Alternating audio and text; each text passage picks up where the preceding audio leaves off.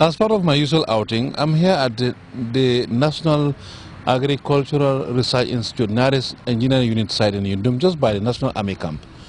I'm here to see an interesting program, an interesting development, a major feat in engineering that every Gambian should be proud of.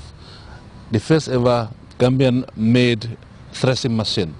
Of course, it's built by our very own Gambian brothers who are with me here, so they will tell me exactly how the whole thing was done. This machine, I understand, can thresh not only rice but other cereals that are produced in the country. Mr. Matthew Gomez, now tell me how the idea was conceived. The idea for the construction of this machine came about from Africa Rice. They organized a training some time ago for local artisans in the participating country, which Gambia is part of.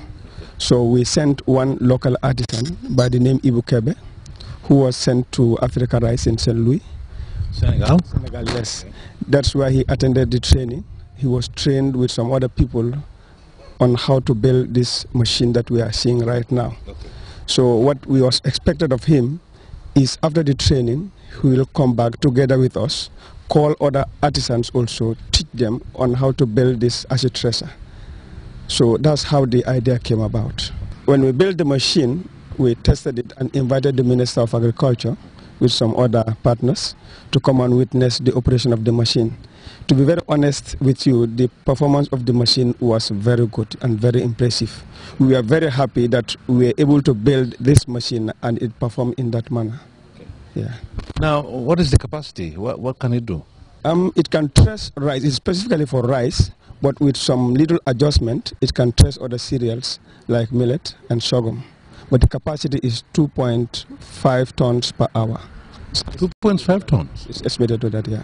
So this should, what impact should this have on our farming system, especially the problem of post-harvest losses that our farmers have? This perennial problem of post-harvest loss. Yeah, the post-harvest losses is a big problem in the Gambia, especially with the cereal crops. And apart from the losses incurred, we also have a lot of drudgery, because the way rice is being threshed in this country is either beating on the drums or using sticks. That takes a lot of time, takes a lot of shattering, And the introduction of this machine will reduce all that. So it is going to save time, it's going to reduce post-harvest loss, and when that is done, yield will increase. So all these are what this machine is expected to do with regards to agriculture. So Gambia, after all, we can do it on our own. Yes, Mr. Fati, it's just to put resources together. Once we put our resources together and the support is there, we can build something bigger than this. We even expect to go into building a mini combine for rice harvesting. But this is just the beginning. The end, nobody can tell. There are a lot of things that we can do here.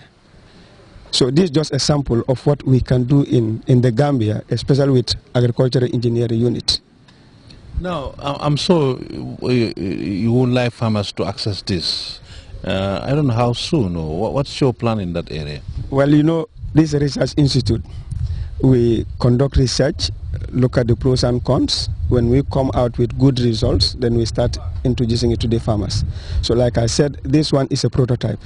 We still expect to build a second one, which we hope to make better adjustments from this one, so that when that one gets to the farmers, it will be user-friendly, and farmers, we hope that farmers will adapt it very quickly. Then from that stage, we will think about making it in large scale so that it be available to almost everybody in the farming community.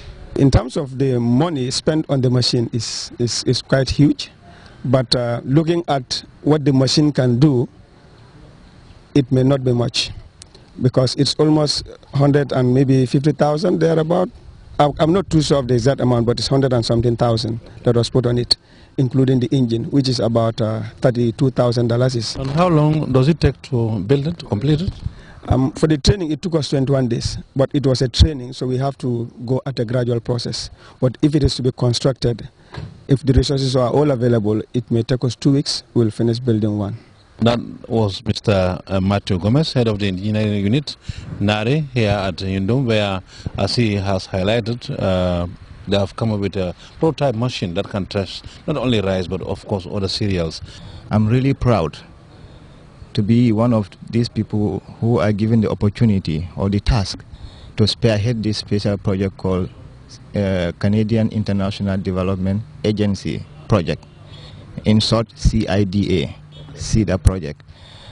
This project, if I should give you a brief introduction of it, 8 countries are currently participating in this project.